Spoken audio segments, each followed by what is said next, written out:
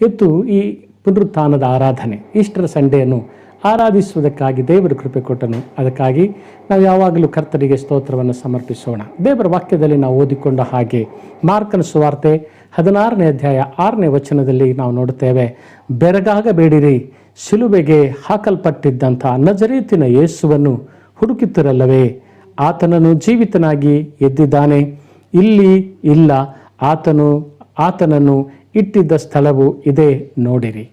ಮಾರ್ತಾ, ಮರಿಯಳು, ಇನ್ನೂ ಕೆಲವು ಮರಿಯಳು ಸೇರಿಕೊಂಡು ಸ್ತ್ರೀ ಒಂದು ಗುಂಪೆ ಇವತ್ತು ಯೇಸುವಿನ ಸಮಾಧಿಯ ಬಳಿಗೆ ಹೋಗಿ ಯೇಸುವನ್ನು ನೋಡಬೇಕು, ಯೇಸುವಿಗೆ ಸುಗಂಧ ತೈಲವನ್ನು ಹಚ್ಚಿ ಆತನ ದೇಹಕ್ಕೆ ಹಚ್ಚಬೇಕೆಂಬುದಾಗಿ ಉದಯ ಕಾಲದಲ್ಲಿಯೇ ಬೆಳಗಿನ ಜಾವದಲ್ಲಿ ನಸುಕಿರುವಾಗಲೇ ಹೋಗುವಾಗ ಅಲ್ಲಿ ಕಂಡಂಥ ಸಂಗತಿ ಸಮಾಧಿ ತೆರೆಯಲ್ಪಟ್ಟದ್ದನ್ನು ದೇವರ ವಾಕ್ಯದ ನೋಡುತ್ತೇವೆ.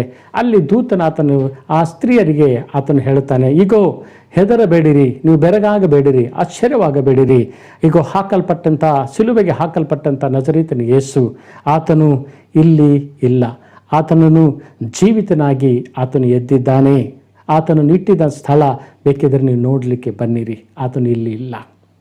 ಹಲ್ಲೆಲೂಯಾ. ನೀವು ಕನ್ಫರ್ಮ್ ಮಾಡಿಕೊಳ್ಳಿ, ಆತನು ಇಲ್ಲಿ ಇಲ್ಲ, ಸಮಾಧಿಯಲ್ಲಿ ಇಲ್ಲ. ಯಾಕೆ ಎಂಬುದಾಗಿ ನಾವು ಹೇಳುವುದಾದರೆ 1 ಕೊರಿಂಥ ಪತ್ರಿಕೆ 15ನೇ ಅಧ್ಯಾಯ 3ನೇ ವಚನದಿಂದ 9ನೇ ವಚನದವರೆಗೆ ನಾವು ನೋಡುತ್ತೇವೆ.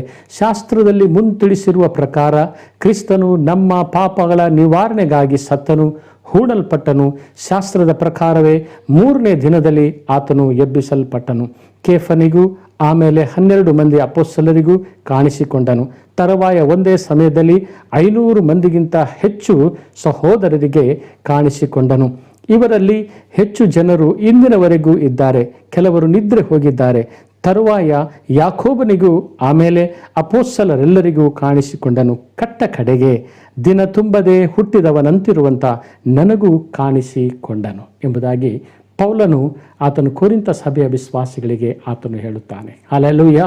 ದೇವರ ವಾಕ್ಯದ ನೋಡುತ್ತೇವೆ, ಶಾಸ್ತ್ರದಲ್ಲಿ ಮುಂಚಿತವಾಗಿ ತಿಳಿಸಿದ ಪ್ರಕಾರವೇ ಕ್ರಿಸ್ತನು ನಮ್ಮ ಪಾಪ ನಿವಾರಣೆಗಾಗಿ ಆತನು ಸತ್ತನು, ಹೂಣಲ್ಪಟ್ಟನು, ಶಾಸ್ತ್ರದ ಪ್ರಕಾರವಾಗಿ 3ನೆಯ ದಿನದಲ್ಲಿ ಆತನು ಎಬ್ಬಿಸಲ್ಪಟ್ಟನು. ಹಲ್ಲೆಲೂಯಾ.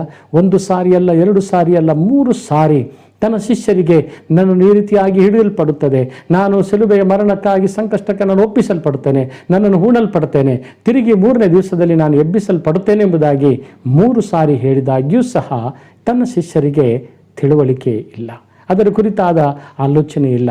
ಪುನರುತ್ಥಾನದ ಕರ್ತನನ್ನು ಕುರಿತಾಗಿ ಅವರು ಪುನರುತ್ಥಾನವಾಗಿ ಬರುತ್ತಾನೆಂಬುದೇ ಅವರಿಗೆ ತಿಳಿಯದೆ ಅವರಿದ್ದವರಾಗಿದ್ದರು. ಆದರೆ ಮರಿಯಳಿಗೆ ಇವತ್ತು ಇನ್ನೊಂದು ಮರಿಯಳಿಗೆ ಇಲ್ಲಿ ನಾವು ನೋಡುತ್ತೇವೆ, ಆ ಸ್ತ್ರೀಯ ಸಮೂಹಕ್ಕೆ, ಈಗ ನೀವು ಯೇಸುವನ್ನು ಹುಡುಕುತ್ತಿರಲ್ಲ, ಆತನು ಇಲ್ಲಿ ಇಲ್ಲ, ಆತನು ಎದ್ದಿದ್ದಾನೆ, ಬಂದು ನೋಡಿರಿ. ಬರಿದಾಗಿರುವ ಸಮಾಧಿಯನ್ನು ತೋರಿಸಿದನು. ದೇವರಿಗೆ ಸ್ತೋತ್ರವಾಗಲ್ಪಡಲಿ. ಇವತ್ತು ಕರ್ತನು ಆತನು ಪುನರುತ್ಥಾನವಾಗಲ್ಪಟ್ಟು ಇವತ್ತು ಆತನು ಎಬ್ಬಿಸಲ್ಪಟ್ಟ ನಂತರ ಆತನು ಕೇಫನಿಗೂ ಆತನು ಕಾಣಿಸಿಕೊಂಡನು, 12 ಜನ ತನ್ನ ಶಿಷ್ಯರಿಗೆ ಆತನು ಕಾಣಿಸಿಕೊಂಡನು, 500 ಜನ ಸಹೋದರರಿಗೆ ಆತನು ಕಾಣಿಸಿಕೊಂಡನು. ಅದು ಮಾತ್ರವಲ್ಲ, ಇವತ್ತು ನಾವು ನೋಡುತ್ತೇವೆ ಕೇಫನಿಗೂ ಆತನು ಕಾಣಿಸಿಕೊಂಡನು, ಮತ್ತೆ ನಾವು ನೋಡ್ತೇವೆ ಯಾಕೋಬನಿಗೂ ಕಾಣಿಸಿಕೊಂಡನು, ಅಪೊಸ್ತಲರಿಗೂ ಆತನು ಕಾಣಿಸಿಕೊಂಡನು, ಕೊನೆಯದಾಗಿ ಭಕ್ತನಾಗಿರುವಂಥ ಪೌಲನನ್ನು ಕಾಣಿಸಿಕೊಂಡನು. ಪುನರುತ್ಥಾನವಾಗಿ ಬಂದಂಥ ಯೇಸು. ಹಲ್ಲೆಲೂಯಾ. ಆತನು ಪುನರುತ್ಥಾನವಾಗಿ ಬಂದು ರಹಸ್ಯವಾಗಿ ಆತನು ಇರಲಿಲ್ಲ, ಆತನು ಬಹಿರಂಗವಾಗಿ ಎಲ್ಲ ಕಡೆಗಳಲ್ಲಿ ಎಲ್ಲರಿಗೂ ನಾನು ಶಾಸ್ತ್ರದಲ್ಲಿ ಹೇಳಲ್ಪಟ್ಟಂತೆ ಸತ್ಯನು, ಶಾಸ್ತ್ರದಲ್ಲಿ ಹೇಳಲ್ಪಟ್ಟ ಹಾಗೆ ಹೂಣಲ್ಪಟ್ಟೆನು, ಶಾಸ್ತ್ರದಲ್ಲಿ ಹೇಳಿದ ಪ್ರಕಾರವೇ, ವಾಕ್ಯಗಳು ಹೇಳಿದ ಪ್ರಕಾರವೇ, ಶಾಸ್ತ್ರ ಹೇಳುವ ಪ್ರಕಾರವೇ, ಧರ್ಮೋಪದೇಶವು ಹೇಳುವ ಪ್ರಕಾರವೇ, ಉಪದೇಶವು ಹೇಳುವ ಪ್ರಕಾರವೇ, ಸತ್ಯವೇದ ಹೇಳುವ ಪ್ರಕಾರವೇ ಇವತ್ತು ನಾನು ತಿರುಗಿ ಎದ್ದು ಬಂದಿದ್ದೇನೆಂಬುದಾಗಿ ಜನಾಂಗಕ್ಕೆ ಆತನು ತೋರಿಸಿಕೊಳ್ಳಲ್ಪಟ್ಟನು. ದೇವರಿಗೆ ಸ್ತೋತ್ರ. ಆ ತಂದೆ ದೇವರು ಇವತ್ತು ಪುನರುತ್ಥಾನದ ಕರ್ತನು ಇವತ್ತು ತಾನೇ ನಮ್ಮ ಮಧ್ಯದಲ್ಲಿ ಕೂಡ, ಇವತ್ತು ನಮ್ಮ ಮನೆಯಲ್ಲಿ ಕೂಡ ಆತನು ಇರುವಂಥ ದೇವರನ್ನು, ಇವತ್ತು ಆ ಪುನರುತ್ಥಾನದ ಕರ್ತನನ್ನು ಆರಾಧಿಸುವಂತೆ ಇವತ್ತು ದೇವರು ಕೃಪೆ ಕೊಟ್ಟನು. ಅದಕ್ಕಾಗಿ ದೇವರಿಗೆ ಸ್ತೋತ್ರವಾಗಲ್ಪಡಲಿ. Hallelujah, hallelujah, hallelujah. ಇವತ್ತು ತಂದೆ ಆಗಿರುವಂಥ ದೇವರು ಯಾಕೆ ಇಷ್ಟೆಲ್ಲ ಜನರಿಗೆ ಆತನು ಪುನರುತ್ಥಾನವಾಗಲ್ಪಟ್ಟ ನಂತರ ಕಾಣಿಸಿಕೊಂಡನು? ಯಾಕೆ ತನ್ನನ್ನು ತಾನು ತೋರಿಸಿಕೊಂಡನು? ದೇವರ ವಾಕ್ಯದಲ್ಲಿ ನೋಡ್ತೇವೆ, ಪುನರುತ್ಥಾನವಾಗದ್ದು ಹೌದು, ಯೇಸು ಲೋಕಕ್ಕೆ ಬಂದದ್ದು ಹೌದು, ಮರಣ ಹೊಂದಿದ್ದು ಹೌದು, ಪುನರುತ್ಥಾನವಾದದ್ದು ಹೌದು. ಇದು ಚರಿತ್ರೆ ಆಗಲ್ಪಟ್ಟಿದೆ. ಲೋಕದಲ್ಲಿ ಇವತ್ತು ಅನೇಕ ಜನರು, ನಾವು ಮಹಾತ್ಮರು ಇವತ್ತು ಎಂಬುದಾಗಿ ಬಂದಿದ್ದಾರೆ. ಅದರೆಲ್ಲರ ಸಮಾಧಿಗಳು ಇವತ್ತು ಮುಚ್ಚಲ್ಪಟ್ಟಿದೆ. ಇವತ್ತು ಚರಿತ್ರೆ ವಿಶ್ವದಲ್ಲಿಯೇ ಇವತ್ತು ಒಂದೇ ಒಂದು ಸಮಾಧಿ ತೆರೆಯಲ್ಪಟ್ಟದ್ದು, ಮೃತ್ಯುಂಜಯನಾಗಿರುವ ಯೇಸುವಿನ ಸಮಾಧಿ ಮಾತ್ರವೇ ಆಗಲ್ಪಟ್ಟಿದೆ.